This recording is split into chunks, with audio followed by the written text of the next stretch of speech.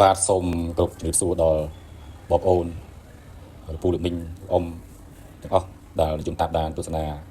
បណ្ដាញសង្គម YouTube ជាទីគោរពរាប់អានថ្ងៃនេះខ្ញុំបាទសូមបង្ហាញទស្សនវិជ្ជាពីលើអាកាសនៅទស្សនវិជ្ជានៅតំបន់ឃុំវិហារសួរស្ថិតនៅស្រុកសក្កដាលខេត្តកណ្ដាលដែលនេះគឺជាទស្សនវិជ្ជាសមិទ្ធផលដែលឃុំវិហារសួរសម្រេចបាននាពេលកន្លងមកពិសេសគឺផ្លូវថ្នល់អគារខ្ពស់ផ្ទះបងប្អូនប្រជាពលរដ្ឋនៅតាមដងផ្លូវនៅផ្លូវជាតិទី8ហើយផ្លូវជាតិទី8នេះគឺឆ្ពោះទៅខេត្តមានខេត្តព្រៃវែងមានកំពង់ចាមមានមណ្ឌលគិរីមានរតនគិរីសឹងប្រៃប្រចេះហើយអ្វីដែលប្លែកគឺទស្សនវិជ្ជានៅឃុំវិហារសួរនេះគឺស្រស់ស្អាតយើងមើលពីលើអាកាសទៅគឺស្អាតមានវត្តអារាមមានផ្ទះប្រជាពលរដ្ឋប្រកបដោយសុខភាពនេះគឺជាទស្សនវិជ្ជាពីលើអាកាសគឺវត្តវិហារសួរដែលជាវត្តមួយដែលប្រជាពលរដ្ឋដែលជាពុទ្ធបរិស័ទគាត់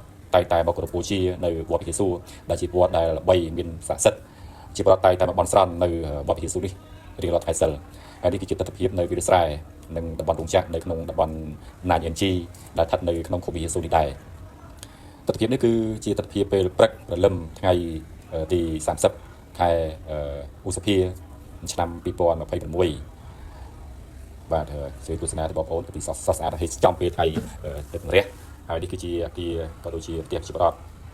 មើលពីលើអាកាសគឺស្រស់ស្អាតបាទបងប្អូនដែលអញ្ជើញមកតាមបណ្ដាផ្លូវជាតិទី8ពិតជាបានឃើញនៅទស្សនវិជ្ជាផ្លូវភ្លោះផ្លូវជាតិទី8ដែលស្រស់ស្អាតហើយការធ្វើដំណើរទៅមករបស់បងប្អូននឹងងាយស្រួលពីព្រោះផ្លូវនេះបានធ្វើផ្លូវភ្លោះដែលអាចឲ្យបងប្អូនទៅមកបានងាយស្រួលជាពិសេសគឺការដឹកជញ្ជូនកសិផលក៏ដូចជាការធ្វើដំណើរឆ្លងកាត់ពីតំបន់មួយទៅតំបន់មួយពីខេត្តមួយទៅខេត្តមួយគឺមានភាពងាយស្រួលតំបន់នេះគឺ